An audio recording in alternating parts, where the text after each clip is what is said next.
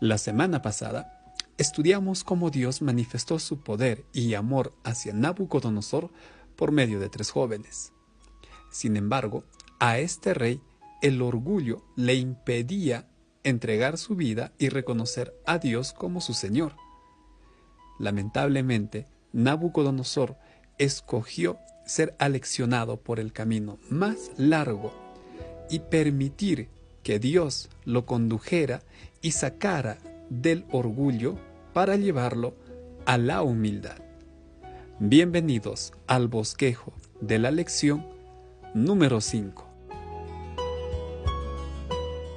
Antes de ver los objetivos, es importante aclarar que este bosquejo no sigue la secuencia que leemos en el capítulo 4. Este bosquejo ha sido planteado por puntos y eso vamos a verlo a través de los siguientes 3 objetivos. En el primero, identificaremos cuál era el problema de Nabucodonosor. En el segundo objetivo, estaremos viendo la misericordia de Dios hacia este rey. Y finalmente, en el último, reconoceremos la humildad del rey Nabucodonosor. El problema del rey Nabucodonosor. Esto es lo que vamos a estudiar en este primer punto. Para ello recordemos que Nabucodonosor era el monarca del imperio más grande. Babilonia, la ciudad de Babilonia y todo el imperio pues daban evidencias de esa grandeza. Por ejemplo, las murallas que hasta ahora se conservan o el registro de los jardines colgantes que construyó Nabucodonosor. Detalles como los templos o la gran cantidad de oro e incluso el ejército que Nabucodonosor tenía simplemente eran puntos que reflejaban la grandeza del rey, las riquezas que éste tenía y el gran poder que tenía a mano. Estas características simplemente alimentaban el orgullo de este rey. Y eso es lo que se lee en Daniel 4:30, cuando este rey, pues paseando en la terraza de su palacio, se jacta del imperio que él, en sus palabras dice, había formado. A este problema del orgullo tenemos que sumarle lo que se entiende de Daniel 4:27, el abuso y la opresión a la cual eran sometidos los esclavos y las clases más bajas. Para que Nabucodonosor construyera una gran ciudad, tuvo que hacer un mal uso de los esclavos. Y acá tenemos el segundo problema, la crueldad de este rey. Entonces, con estos 2 problemas vamos a pasar al siguiente punto. Tenemos aquí, en primer lugar, el orgullo del cual hablamos junto con la opresión. Ahora, recordemos lo siguiente. Dios se manifestó a Nabucodonosor por lo menos en 3 ocasiones. Y eso es lo que tenemos registrado en Daniel. La primera manifestación lo hizo con la sabiduría de los jóvenes, la segunda a través del sueño y la consecuente interpretación de Daniel, y la última manifestación lo vio Nabucodonosor en el horno ardiente cuando Dios rescata a los 3 jóvenes hebreos. Hasta aquí es necesario aclarar lo siguiente. Nabucodonosor en todo esto llega a creer en Dios, pero no hace del Señor Jesús su Dios, no hace del Dios de los hebreos su Dios, a pesar que él reconoce que es Dios de dioses. Nabucodonosor no acepta a Dios como su Dios. Y esto se traduce en lo siguiente: el rey orgulloso y el rey opresor, a través de sus actitudes, le dice a Dios: yo no necesito de ti, yo no necesito de Dios, porque todo lo que tengo y todo lo que hice, lo hice con mi poder. Este era el mayor problema del rey, que estaba rechazando las manifestaciones y las llamadas de amor que recibía de parte de Dios. En este segundo objetivo vamos a ver la misericordia de Dios. Para esto vamos a alejarnos un poquito del contexto de Nabucodonosor y vamos a centrarnos en estos 3 versículos que leemos: Segunda de Reyes, Jonás y Jeremías. En todas ellas tenemos ejemplos de la misericordia y del amor de Dios. Fue misericordioso con Ezequías, mostró misericordia a Nínive, a un pueblo que no era parte del pueblo judío, y a Jeremías le dice: si mi pueblo se arrepiente, yo ya no voy a traer sobre ellos el castigo al cual estaba preparado. Estos ejemplos evidencian que Dios constantemente está mostrando misericordia hacia sus hijos. Cuando Dios se manifestó a Nabucodonosor, también lo hacía para mostrar amor. Ahora, en el capítulo 4, centrándonos ya, Nabucodonosor tiene un sueño y en su sueño él ve un gran árbol. Este sueño también era una revelación del amor y la misericordia de Dios hacia este rey. Y esto se entiende con la interpretación que le da Daniel. Cuando nadie puede interpretar este sueño, este rey cuenta en el capítulo 4 que hace llamar a Daniel y éste le explica lo que significaba este sueño.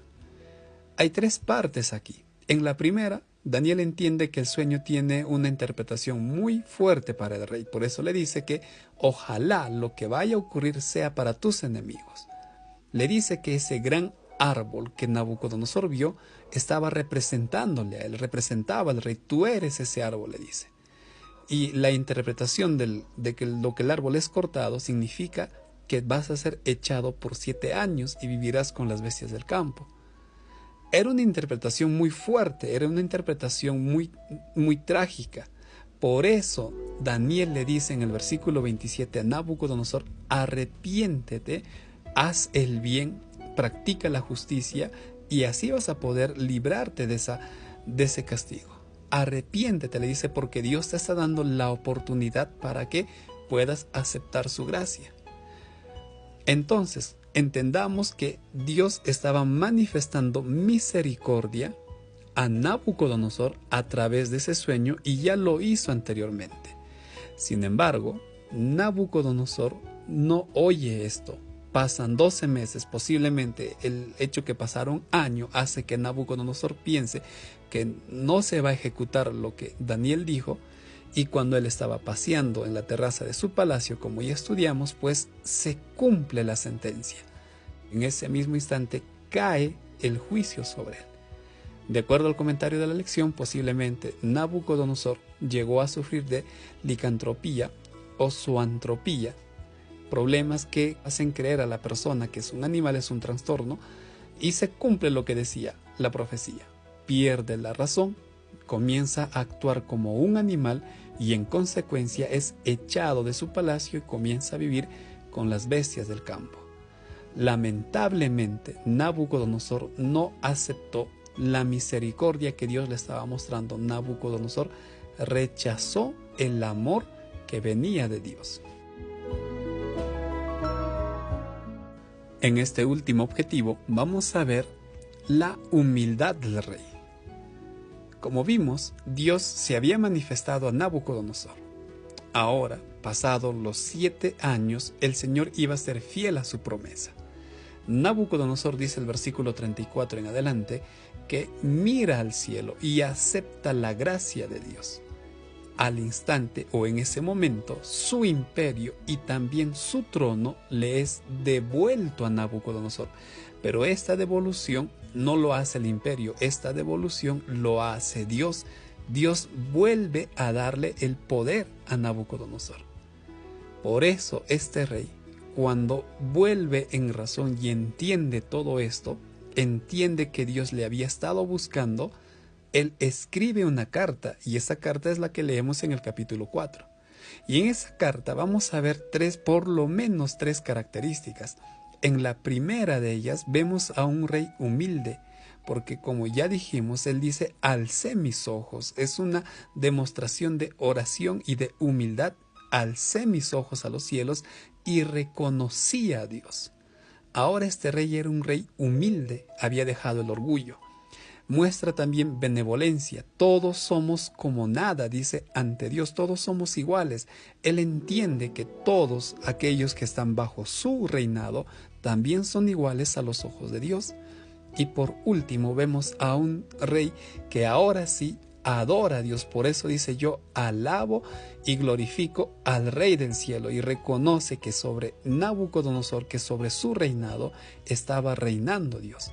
esta carta, decía el comentario de la lección, Nabucodonosor manda todo el reino y a través de esa expansión, a través de esa publicación, Nabucodonosor anuncia que ahora Dios es su rey y señor. Así estamos viendo cómo este rey orgulloso termina convirtiéndose en un humilde siervo de nuestro Señor. Para aplicar la lección que hemos estudiado, resumamos todo con las siguientes preguntas. ¿Cómo puedo cuidar mi autoestima sin caer en las redes del orgullo? ¿Por qué es importante que escuche la voz de Dios ahora y no esperar a otro día? Finalmente, ¿por qué ayudar a otros y adorar a Dios me ayudarán a vencer el orgullo? Finalmente, decidamos con nuestra clase dedicar mayor tiempo a la oración y gratitud a Dios, así como elevar cánticos de adoración. De la misma manera, no dejemos de ayudar a otros, practicando siempre el servicio. De esta manera, estamos finalizando este nuevo bosquejo.